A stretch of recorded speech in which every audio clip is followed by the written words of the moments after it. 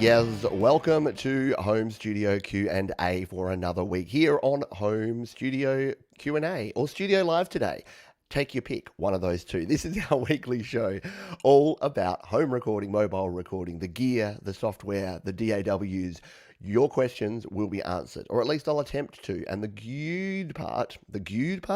beautiful part is that I also have the Studio Live Today community here helping us along the way. So for the folks here on Facebook or YouTube, if you would like to ask a question or if you'd like to answer a question, even better, then please join in here on the chat. Watching on the replay, listening to the podcast, no problem at all. You can reach me over at studiolivetoday.com, or if you're watching the video replay, jump down into the comments. But let's get stuck in to today's feature topic before we kick in to the Q&A, and that is microphones. I get questions about microphones probably more than anything else.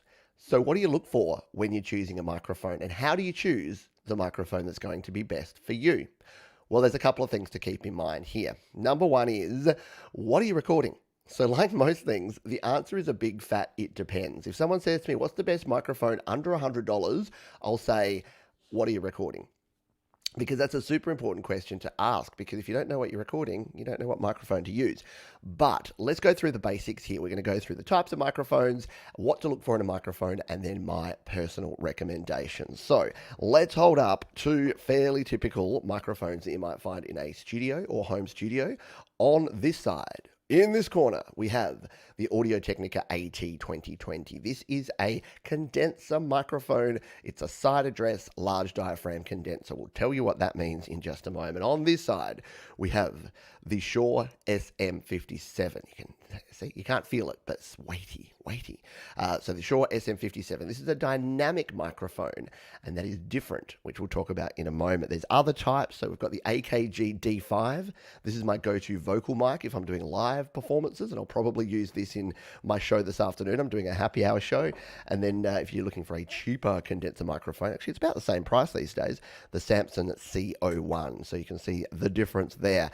So what is the difference? Well, your condenser microphone uses something called phantom power. You might see this on your mixer or your interface. It's say 48 volts of phantom power. And it uses that power to power it up. There's a capsule in there. That's why it's called a large diaphragm condenser. There's a large capsule in there. They're usually side address, except this one. This is a top address condenser microphone, but they're usually side address.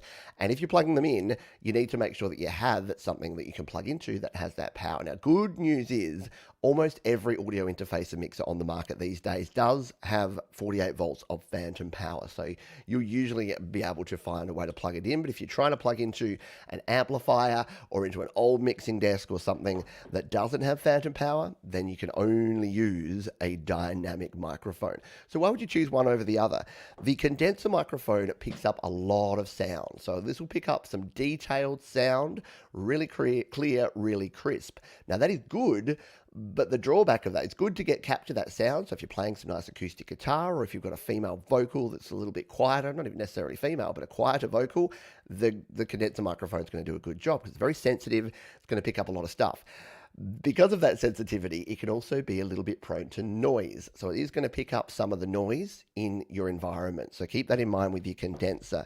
The beauty of a dynamic microphone is it has much better noise rejection. So because you just sing right into the top here, it's not picking up a lot of sound. It doesn't give you as much of that crisp and clear quality of sound, but it means it's better. If you're doing like a loud guitar amp cab or a loud vocalist like me, then often using a dynamic microphone can actually help you out. Now, this one is for singing, and your SM57, the capsule in there is almost exactly the same as one that you can use for vocals. It just doesn't have the ball on top, which is part of the filter. So you can still sing into this one. You just want to be behind a pop filter if you're going to use this one for singing. Which one should you buy for your home studio really depends. It really comes down to how noisy is the space you're recording in. If you've got a lot of background noise, if you've got a lot of things going on that you're competing with, road sounds, children, any of that sort of gear, a dynamic microphone might actually be a better bet. Now, these are not as popular as the condensers these days, but they're still a good buy. And all of these sit around that $100 mark. If you, however, have got a nice quiet space and you're doing some delicate fingerstyle acoustic guitars, or you need to pick up on some very intricate kind of sounds, then a condenser microphone might be it. If I had $200, I'd go out and buy one of these and one of these. I'd get a AKG D5 and an Audio-Technica AT2020. Now, what about other cheaper alternatives? You see these ones on eBay and Amazon that are much cheaper. I would steer clear. So if you can pick up microphones that kind of look a bit like this, but they're about $30. This is about a $100 microphone. If you do pick one of those up, they'll do the job, but I'll equate it to wine again. I said this about audio interfaces, but it's kind of like wine. The difference between a $30 and a $100 microphone like this is substantial. Going from a $100 to a $200, $300, $400, $500 microphone, not as substantial. So my recommendation is to sit around that sort of $70 to $100 mark. Anything from AKG, Audio-Technica, Samson, Shure, any of the brand names are going to be a better buy. You know you're going to get good build quality, and you know you're going to get a good quality audio recording into your stuff. And speaking of stuff, if you are in the market for a microphone, head on over to studiolivetoday.com/gear. That is my gear guide where I have all of the microphones I recommend, as well as all the other gear for the home or mobile studio that you can check out. So there you go. That was a bit of an introductory to microphones. There's other videos here on the channel where I go into more detail, but if you're ever wondering what's the difference between a condenser and a dynamic, what should I choose for my home studio, hopefully that gives you some ideas. Let's jump over here to the live chat and see if we've got any questions from folks here. So Tom Rochelle says, for vocals, hard to beat the large diaphragm condenser in my opinion. Yeah, I think so. If you've just got if you're only going to have one microphone and you're doing a variety of things, vocals, guitars, percussion, whatever you want to do, yeah, there's a reason why these are so popular. I would grab an AT2020 and you can just vary the distance that you sing from it or that you do your audio from, and it is a good investment for sure. We've got Gary Hub saying, I might need a new mic, too many mic drops. And Melissa says, you never have to replace the SM58 if you're a punk rocker working the circuit. Yeah. So the SM57 has another one called the SM58 that just has, picture this, but with the ball bit on top, but a bulbous ball. Bulbous ball? On top. So check that out as well. I think we had a question here. Whoop, that's just Jay saying to check out the gear guide if you do want those recommendations. And yes, if you are a screamer, you probably want a dynamic microphone. You can very easily overload a condenser with your screaming. Andy Goldsby says, question, don't do the singing thing. So best for an acoustic guitar, I'm upgrading slowly. So Andy, I've tried both. So I've tried both the SM57. A lot of folks will just use an SM57 to mic up their acoustic. I tend to go for a large diaphragm condenser. And I'll tell you the reason. I don't seem to be able to get enough volume signal in for my guitar recordings, especially if I'm doing just sort of bring, like say I'm playing acoustic and I'm just doing like really subtle things, like just a single chord strum or something at the start of each part, or I want to play some fingerstyle or some picking style. Yeah, I tend to not be able to get enough volume, enough level going in. That's probably another thing to consider with your dynamic mics, is that often you'll get a quieter signal, which is good in some respects if you've got louder vocals or a louder signal coming in. But if you've got those quieter, subtler parts, a condenser is good. You can always also turn the input gain down on either of these, so the condenser isn't always going to be full on, full bore, but it does give you that crispier sound. So it really depends on whether you want a more of that detailed, crispy top end kind of sound, or whether you want a little bit more of that toneful, sort of rounded kind of sound that you get with a dynamic mic. But if you look in the market to get another mic, the AT2020 is kind of my go-to and what I recommend most people look at. Let's, and good point here, USB mics, never. Let's touch on USB mics, because I was just covering, these are your XLR microphones, so I'm assuming you're plugging into a mixer or an audio interface, but let's just say you're not. If you're not plugging into a mixer or an audio interface, you can get a USB microphone, and the thing is that USB microphones are good to start out with, but they're not upgradable. So if you get something like the Blue Yeti, the AKG Lyra, what are some other popular ones? You can get a USB version of this one, of the AT2020 USB, then that's fine to start out with. But then when you want to upgrade to a different microphone, you're stuck. And you can only use one microphone at a time. So if you're just doing podcasting or spoken word, or just vocals and you know that you're never going to want to change or upgrade, sure, go out and grab a USB microphone. If you want to upgrade and have that ability to upgrade in the future and you want to use an audio interface or a mixer, XLR microphones, ones that plug in via an XLR cable, are definitely the ones you want to go for. Let's continue on and we'll see if we've got any questions. Once again, if you have questions, please just put the word question in front of your question and that will be good. Video Creators Lounge says 1 condenser, 2 dynamic, 3 interface, 4 mixing board, 5 separate preamp. Yeah, didn't talk about separate preamps or analog compressors. That's a progression, bing bang, and you're done. Yeah, if you want to go next level, you can also go with a separate preamp for your microphone. So what I said before about some of your audio interfaces not having enough signal, enough level coming through for your dynamic mics, you may want to get a separate preamp, an outboard bit of gear, and even an outboard compressor. Maybe that's a topic for another day. Maybe we'll jump into that. Question is, you eat your poop too? Not on a regular basis. Thank you for your question. Appreciate it. Oh, it's the weekend for the interesting folks out there, isn't it? Question here from Asa BT, and Asa says, is it a good idea to play acoustic electric guitars without an amp and record the tone itself with a microphone? A really good question. Yes. So in my experience and in my opinion, using a microphone to mic up your acoustic guitar, even if it is an acoustic electric, will give you a better quality tone. The actual pickups that you get on acoustic guitars, especially cheaper acoustic guitars, kind of sound bad in my opinion. So you tend to get a bit of a harsher tone and that extra twangy tone. So especially if you want to get like a nice full body tone from your guitar, from the resonance coming from the actual guitar body, then yeah, you'd want to get a microphone. That's where I just set up my AT2020, pointed at about your 12th fret from around about a meter away, or maybe anywhere from half a meter to a meter. So that's 1 or 2 feet, I guess, for other folks. Then you're going to get the best quality tone. That's what I tend to do.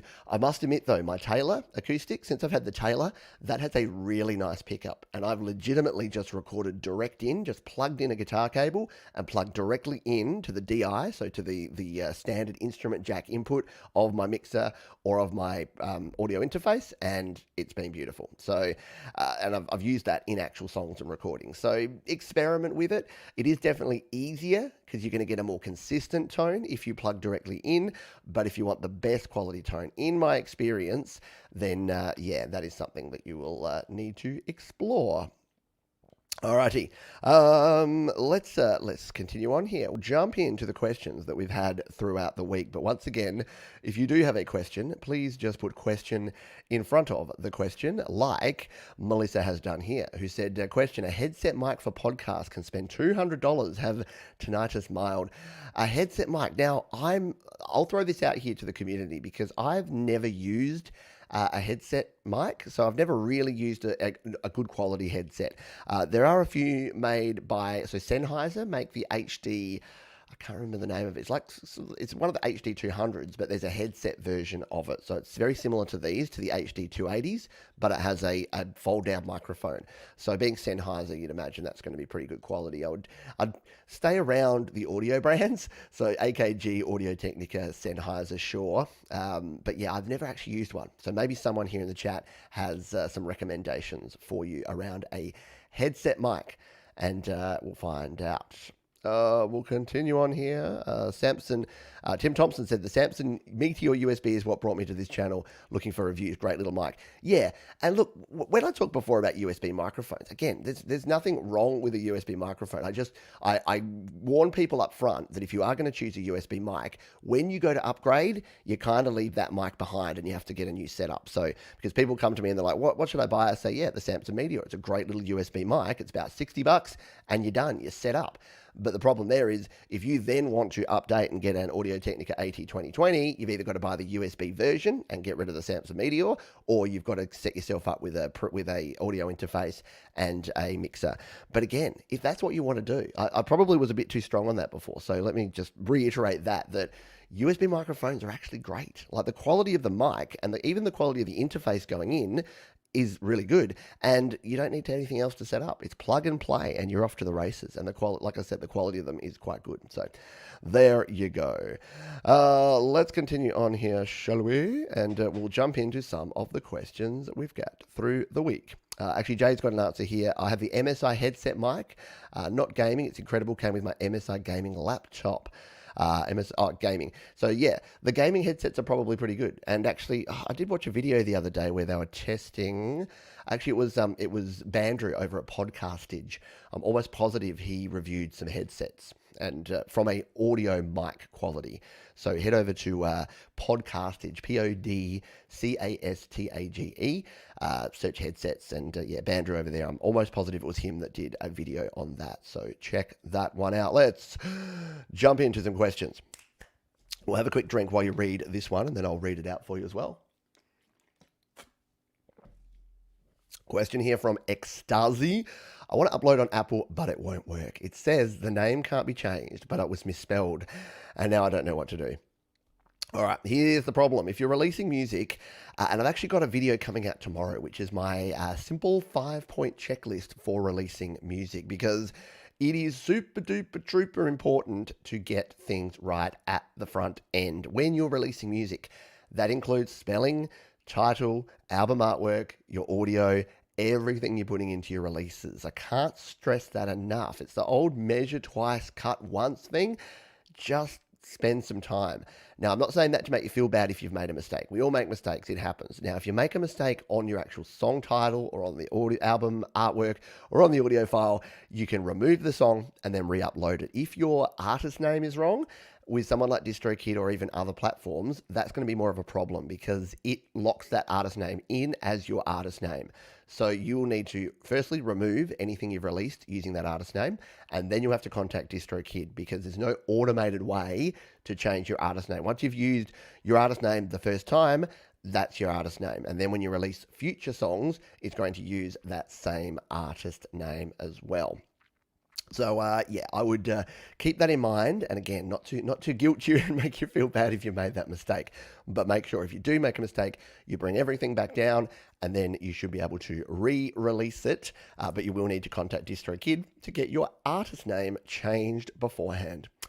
Next question here comes from Juan, and Juan says, "Hi Pete, please can you confirm me that I can record at the same time both channels with GarageBand and iPad? I know that in the GarageBand you can select each channel, each track, 2 channels in this case, and I didn't try to record at the same time guitar and microphone." Yeah. So this is a good question. If you have a 2-channel interface, so if you have something like a Focusrite Scarlett 2i2, or even the Solo, because it has the 2 different inputs, the guitar and the mic input, or a Steinberg UR12, UR22, UR44, anything that's got more than one input, then yes, you can record them both at the same time. So in GarageBand, to do that, all you need to do is select your first track, select input 1, select your second track, select input 2, make sure multi-track recording is on in the settings, and then just tap the red light, the record light on both, and then you'll be recording on both tracks at the same time. The reason I'm not going to demonstrate it here is I've got about 4 videos here on the channel demonstrating it. So if you want to find out how to multi-channel recording or multi-track recording at the same time, just search my name, Pete Johns, multi-track or multi-channel, and you'll see some demonstrations of exactly how you can get that done. Next question here is from Mr. Yankos. "Pete, can you please help me with the following question? If I insert a TRS cable into a receptacle designed for a TRRS, e.g. an iPhone, would this damage the receptacle and or any electronics located immediately behind the receptacle, and vice versa if I insert a TRRS into a receptacle designed for TRS? Example, I found that when recording on my iPhone 5 SE to a Zoom H6 capsule input, both TRRS to TRS and TRS male cables could be used. Could this damage?" Good question. So Always try to use the right cable, or at least the aligned correct cable when you want to. We'll just jump off that because it's a big long question, isn't it? Let's talk TRS and TRRS for a moment here. So most of your headphone jacks, as I hold up my iPhone that has no headphone jacks, but most of your headphone jacks via a dongle are TRRS. So that stands for tip, ring, ring, sleeve. And that means that there is 4 separate connections in there: a tip, a ring, another ring, and a sleeve. And that is to send a ground as well as the stereo audio going out, and then mono microphone audio going in. So there's 3 separate bits of audio plus your ground wire in a TRRS. A TRS doesn't have the microphone. So the only difference there is that your TRS only has your stereo audio. So, or it can be used for balanced mono, but don't worry, we'll talk about that another day. Let's just assume you're using it for stereo audio. The standard TRRS jack can usually, in most cases, you can plug regular headphones, because TRRS kind of came later and it's designed to be backward compatible. So if you have headphones without a mic, you plug in your TRS, it doesn't engage with the microphone ring, and then it will work the same way because it's just got that extra ring, which is the microphone.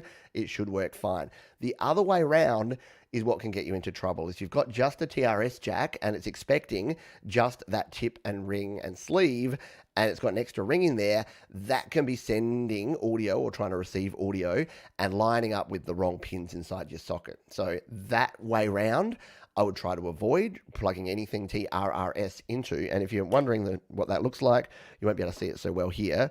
If I bring it up to the camera, is it gonna focus? Focus.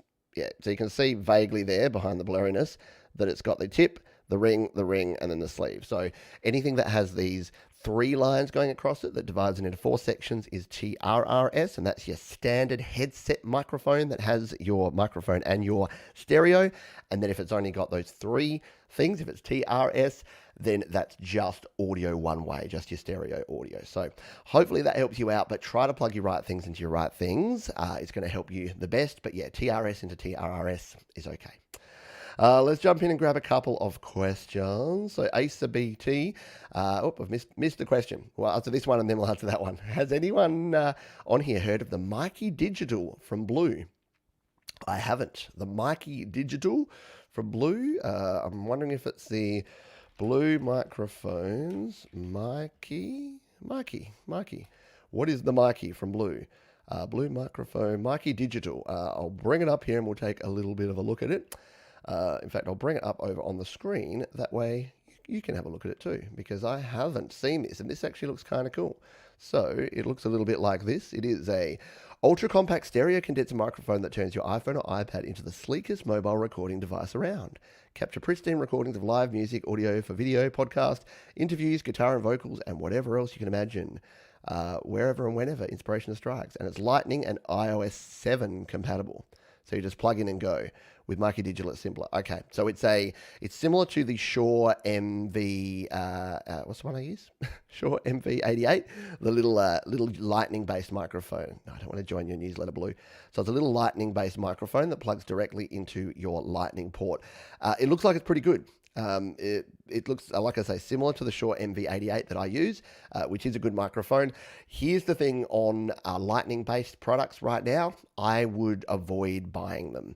Reason being that I don't think the lightning port, well, at least for longevity, if you want to use this for the next 10 years, I don't think the lightning port's going to be around much longer. I think the lightning port may have a limited lifespan, Asa, because Apple have shown that they're considering USB-C or even perhaps no ports at all, which could be a bit of a travesty. But I don't think that we're going to see lightning ports around on iOS devices for long. We've already seen it with the iPad Air 4th gen. That one only has the USB-C. They've removed lightning. So I would go for USB microphones if you're going to go for something like that and use the adapter. Then you know if in the future you need to use it for USB or you need to adapt it to USB-C, you'll be good. It's really difficult. I haven't found a way to do it to adapt a lightning product back to USB. It seems to be incompatible going that way around. That would be my view anyway. Hopefully that helped. Question from Nick is I like to record jazz guitar and would like a clear, clean sound. Do you have a microphone recommend for that? It's pretty much the same as other recommendations I gave. Depends also whether you're recording. So jazz guitar, if you're recording the amp. So if you're recording a jazz guitar amp, you really can't beat the Shure SM57 if you've got a nice loud amplifier playing a nice tone and you want to pick up an accurate representation of that tone without overloading it. The Shure SM57 is kind of designed for that. It's right there in the ballpark. So if you're doing it that way, I would go with that. I don't think you're playing acoustic if it's jazz guitar. For acoustic though, I'd probably go with something like the AT2020. And you can mic up an amplifier with a condenser microphone. You just have to be careful with the input gain. Make sure your input gain is down low and you're not overloading it, because these are pretty sensitive, and especially with a treble heavy sound, you're going to get a lot of treble, a lot of top end going into this, which cannot sound the greatest. If you want those smooth, rounded jazz guitar tones, then yeah, maybe going for something like the SM57 might be a better fit for you. Question here is why do preamps on mixing boards stink so much on average?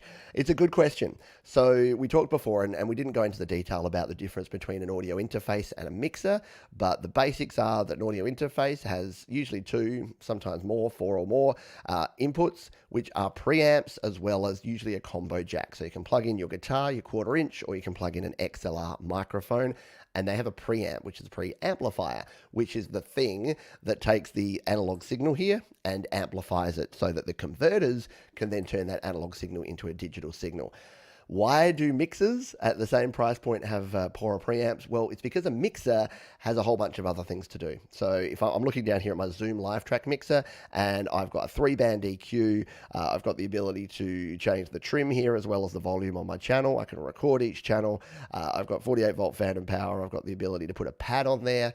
So there's a lot more in there. So say if you compare the Yamaha MG series mixers or the Samson mix pad or the Behringer Q mixers, the reason that they don't sound as good as the same cost audio interface is that they have to put a bunch more components in there. So they're putting in cheaper preamps so that they can free up some cash to put in the other stuff, to put in the sliders and the faders and the EQs and the effects and all the other stuff. So if you just want the best quality sound at, say, $100 price point, a $100 audio interface is going to do a better job than a $100 mixer. However, the benefit of the mixer is you could, say, plug in 4 different things, mix them all together and just record that one stereo sound, or use it as I'm doing right now for podcasting, for live streaming. There's really nothing better than that, because I've got 8 channels sitting here. I can plug in my guitar, I can plug in my iPad. I've got a bunch of things all happening at once, and I can switch between them. So that's my view on that one. Let's continue on here and see if we have any questions from the folks here live. I think we've answered all of those. Let's jump back on over to the pre-questions, and we do have about another 10 or 15 minutes. If you have additional questions, please throw them here in the chat if you're here live. And again, if you're watching on the replay, jump down to the comments and leave your question there, because I'm always down there answering the questions that have come from previous shows. So if you do want to have your question featured on a future show, putting it down there may be the way to go. And even if it's not on a future show, I'll answer it. And for anyone, if you're getting value out of this show, jump down there as well. You can hit the like button. I won't stop you. It's a thing you can do. Let's jump over here. Oh, we've still got the old microphone there. There we go. Pete, I have an M Audio Fast Track Solo and also an iRig Pro Duo. Can I connect both? Sorry, because I'm new indoor, especially I just downloaded a free trial of Logic Pro X. How can I set up with my new iMac if I don't use the iPad setup? Hope give some advice. So, good question. The short answer here is no. So the short answer to this question is, can you use multiple audio input and output devices on one machine? The answer is no. So on your iOS devices, it's almost a definitive no. So if you've plugged in your iRig Pro Duo, and then you've also got the M Audio Fast Track, and you think, oh, that's pretty cool because I've got the Duo there, I've got the Fast Track with 2 more, I can have 4 inputs at once. Unfortunately, it doesn't work like that, because there's a whole bunch of reasons why not. The shortest explanation is you can only have 1 input and output device. Now, if you have a 4-channel or an 8-channel or a 12-channel input-output device, that's fine. iOS will support that, but it won't support two channel interfaces to make 4 channels. Does that make sense? On a Mac or a PC, It's the same answer. There are ways around it. You can create what's called a sum device, which brings two devices together and puts them into one. You do tend to lose control over the separate inputs, so it would help you if you wanted to mix all four together into a stereo signal. But if you're looking to record all four channels by having two channel interfaces, I'm afraid that simply won't work, or not as effectively. And even if you do get it to work, you're going to have things like sync issues and latency issues between the two, because unless you've got something like an ADAT, like a digital connection between two devices that can keep the clock and keep the timing, it's really not going to work that well. So keep that in mind. But yeah, you'd need to go out there and find yourself a 4-channel mixer if you wanted to do something with 4 channels. I know it's a bummer because I've wanted to do it too. And I've tried it. When I was first starting out, I tried it. And the same goes for USB microphones. So you can only connect one USB microphone at a time. 2 USB microphones, one will just cancel out the other one for the audio input and output. Next question. Is it bad that I remake songs in Garageband for practice? No. Next question. No. This is a good question. Remaking songs. I think it's a great idea. I know many people who do cover songs, who do remakes of songs. I am a huge fan of cover songs. Some people may look down their nose at cover songs, not me. I think that there is actually few better ways to learn about writing songs than playing the songs of some of the best songwriters. Like, why wouldn't you? If you're painting, if you're an artist, I'm sure you study a lot of Picasso paintings if you want to paint like Picasso. It's the same with music. Why wouldn't you study the chord progressions, the melodies, the harmonies, the lyrics, the song structures of some of your favorite songs? And a good way to do that is to do a cover version or recreate them. So, Joe, I'm a massive fan of recreating songs and doing cover songs because it'll help you learn about the songs. But like you say, if you're using GarageBand or any DAW, it'll also help you learn that platform at the same time. Good stuff? Good stuff. I wish you were my dad, bro. Ha ha ha. I don't know why I put this in here. I think it made me laugh, but it was my... with my video on TikTok for music creators back when TikTok first came out and I was trying to explain it to people. But yeah, if you look at the thumbnail there, it is me, an old man, talking about TikTok. And then I'm pretty sure at the end of the video, I tell people to get off my lawn. But thank you, Aussie. I wish you were my child. Sorry. We'll move on. Don Vittorio, which is an outstanding name. Is Final Touch still necessary if I already have the Cubase 3 mastering strip? What things should I expect to gain if I buy this now? What a great question. So, what is Final Touch? Let's start with that one. Final Touch is a mastering app for iOS. So, for your iPad specifically, it's made by Positive Grid. Yes, that Positive Grid that make the bias and all the cool guitar effect stuff. They also make a mastering app called Final Touch. Why should you use Final Touch? It basically gives you complete control over your master. So Final Touch has a 6-component system. You've got a pre-EQ and a post-EQ. You've got a multi-band compressor, dynamics processing, which is cool. A stereo width plugin in there. You've also got some reverb, and you've got the maximizer or the brick wall limiter at the end. And you've got a bunch of settings in all of those. So it is the most complete mastering app that I've found on iOS. Now, all of that being said, it is also pretty complicated. It's a pretty steep learning curve. I did an 8-part series all about Final Touch, which you can find here on the channel for free. Just search my name, Pete John's Final Touch. So I would go through that. Before you even buy it, go through that and see what it can do. That'll give you a really good idea of what's under the hood and what you can expect from it. How it varies from something like the mastering strip on Cubase 3 or some of the simpler mastering apps. So I also use a mastering app called Audio Master Pro, which is a cheaper and simpler app. There's also Grand Finale by Clevgrand, which is a cheaper and simpler mastering app. But why would you want to go Final Touch? It is really if you're a control freak and you want to be able to tweak the settings and really just squeeze everything you can out of that. It actually has the best dynamics processing, the best multi-band compressor that I've come across anywhere in iOS. And multi-band compression, if you didn't know what that is basically like compressing, but it's like a compressor and an EQ Frankenstein together. So if you want to compress, say, only the top end, so you don't want it to be super bass heavy, but you want to add some compression, but only around sort of the mid-range or the top end, you can actually dial that in separately. You can also do things like mid and side processing. So instead of just processing on the left and the right separately in stereo, which is what we typically do, you can do mid-side processing, which means it splits it, instead of splitting it to left and right, it splits it into the center channel and the sides. So left and right channel, left and right is one, and center is another. And that can be really good because you can separately mix your ambient stuff on the left and right, or master your ambient stuff out there, and do separate processing down the middle for things like your vocals, your bass, your kick and snare drum. So that makes it super handy as well. So there you go. That is what I would recommend there for Final Touch if you want to get into it and give it a go. Let's see, we've got a couple more questions here from the week. How to export stems with the video. IP, thanks for the help with video. Can you please tell us how to bring your piano track as a MIDI track from GarageBand into Cubase 3? Thanks. I hate this question because there's only one answer, and that is that you can't. So GarageBand does not support MIDI. And when I say that, GarageBand it supports importing of MIDI. It just doesn't support exporting of MIDI. So when you've got a MIDI track in GarageBand, you can't take it anywhere. All you can do is export it as an audio file or play around with it in GarageBand. It's one of the limitations of using GarageBand, to be honest, and why a lot of folks jump over to something like Cubase 3 or Auria Pro, because they have much better MIDI exporting options. So I hate to be the bearer of bad news, but if you do want to export your MIDI, you'll need to create it in something other than GarageBand. And yes, I'm sorry, I know it sucks. A couple more questions here. How to share it? Oh, we went dark. You can see when I screenshotted these questions, and obviously I was in dark mode now. Which quality? So how to share or export your GarageBand songs? Which quality is best to release a song on Spotify?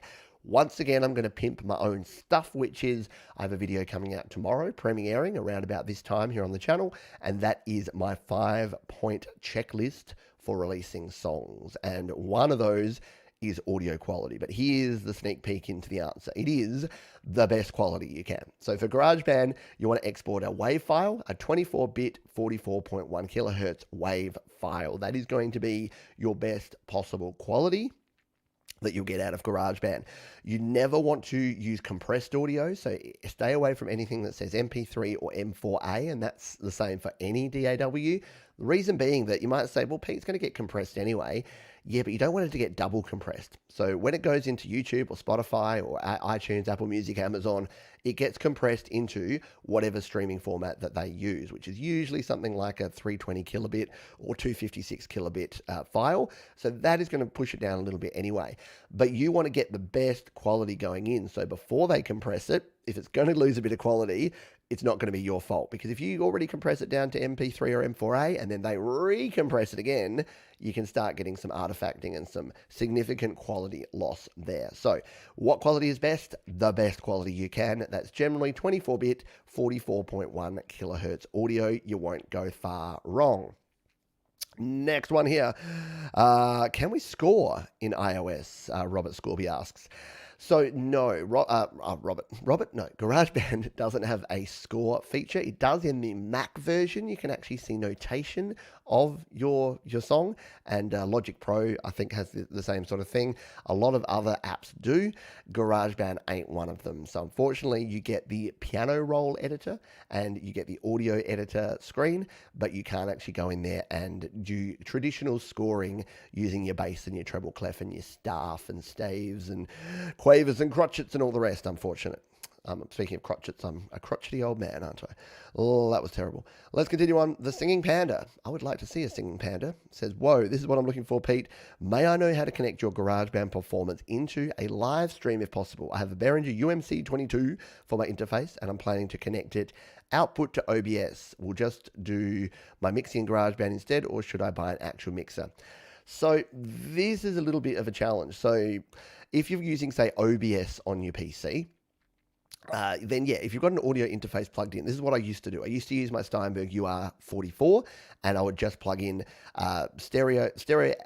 Let's try that again. I would plug in my microphone into that. I would plug in a stereo signal if I needed to from something else into channels 3 and 4, and then I would plug that via USB into my PC. I would then use the stereo output of the audio interface. So that's the key thing here is in OBS or in any streaming platform you're using, don't use your separate inputs. Make sure you're using the mixed down stereo output via USB from your audio interface. So the way it works is you plug it in, just like I've got my Zoom live track plugged in here right now. You'd plug in your Behringer UMC22, you'd plug in whatever you do, and then you'd have, see, the only problem is, yeah, if you want to use GarageBand on an iPhone or an iPad, that's where it's going to be a problem because you need to connect to your iPhone or iPad via that USB connection. So then you would need another device to go into your PC because you can't just go into the sound card on your PC. You'd need another stereo input device to take the stereo output from your audio interface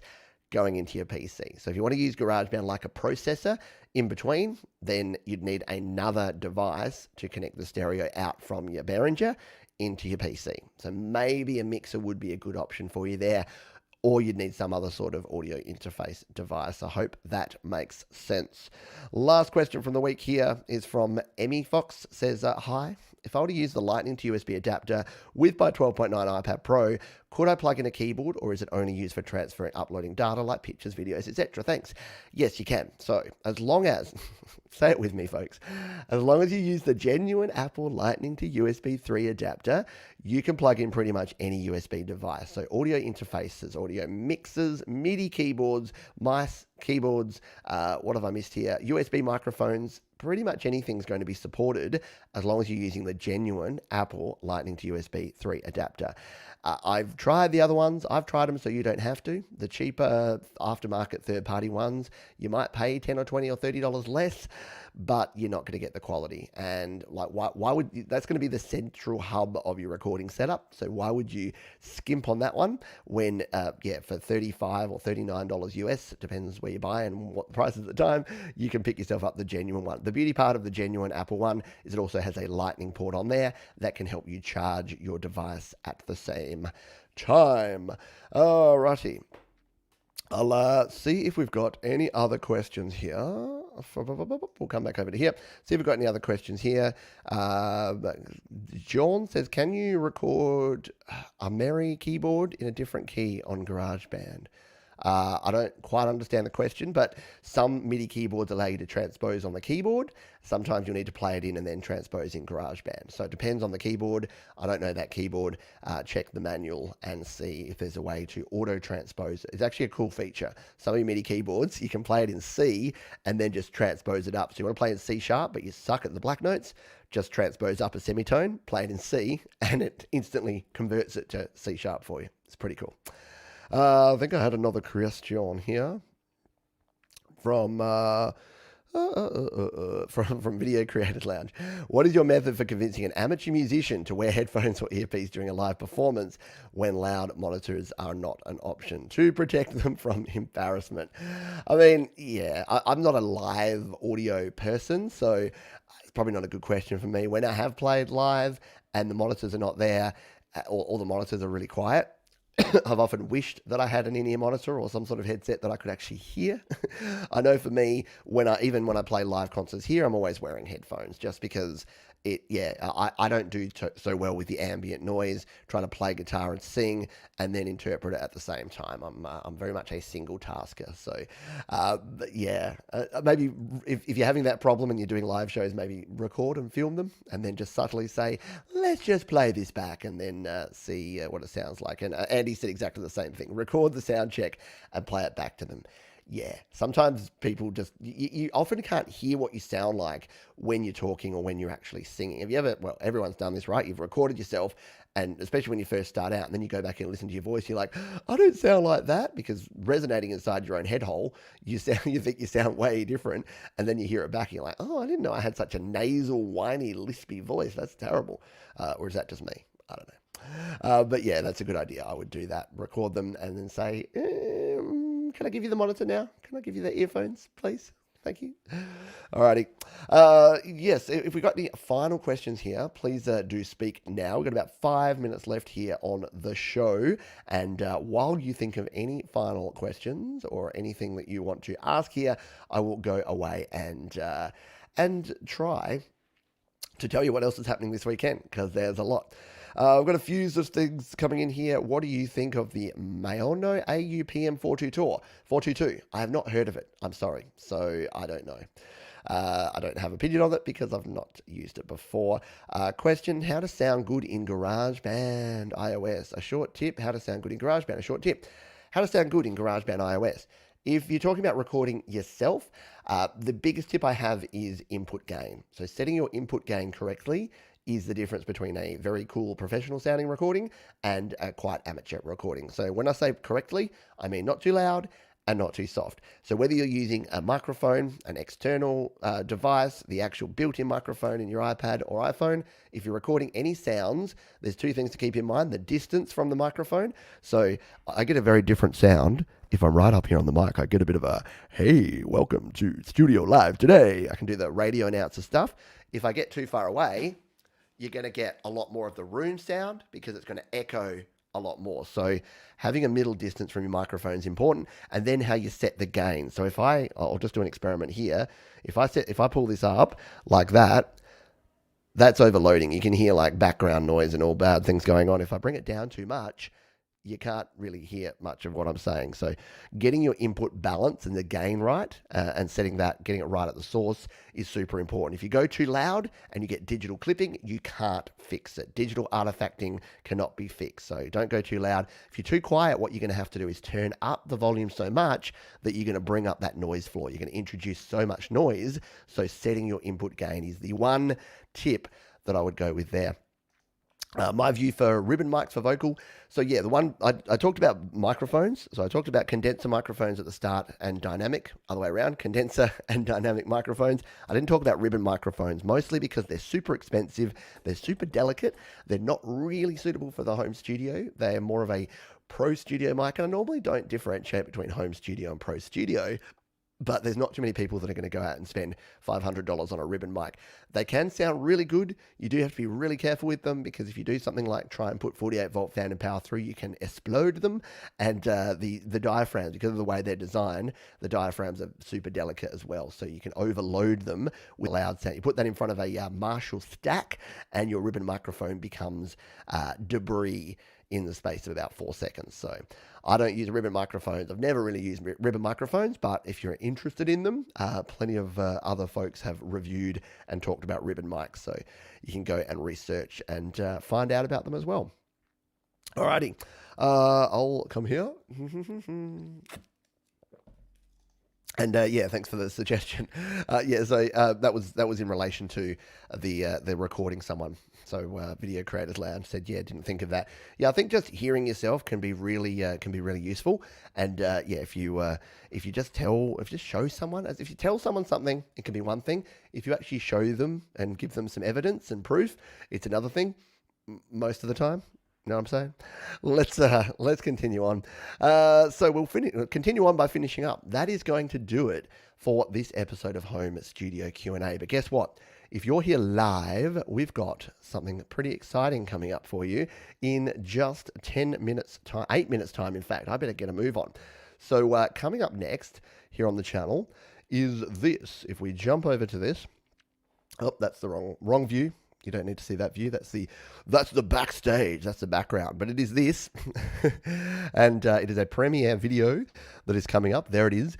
There's me and there's Gary Hubs. So in 7 minutes time, you can jump over there. I'm about to paste it in here. And in fact, Jade's already beaten me to it. So I've pasted it in there. Jade's pasted it in there as well. There it is. Coming up next is Gary Hubs, premiere of Ice Ice Baby. Click the link to head over to it. So as soon as we're done here, all you need to do is click that link.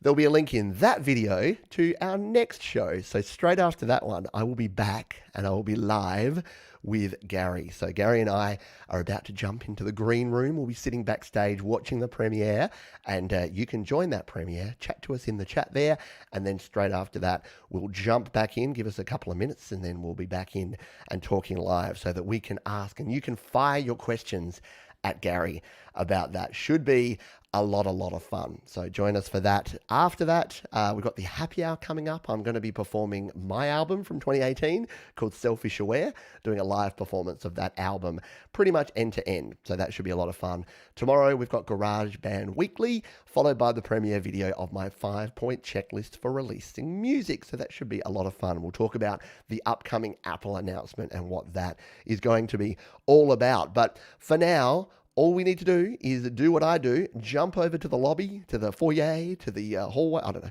jump over to the premiere. That'll kick off in about 5 minutes from now. You get to hear the cool premiere music, and then you'll be the first in the world, apart from me and Gary and probably a few of his friends, to hear and see the new video premiere, Gary Hub's Ice Ice Baby. So thank you everyone for being here on this show, and I will catch you over there. Remember, be kind to yourself, be kind to others, and keep creating. Rock on, folks.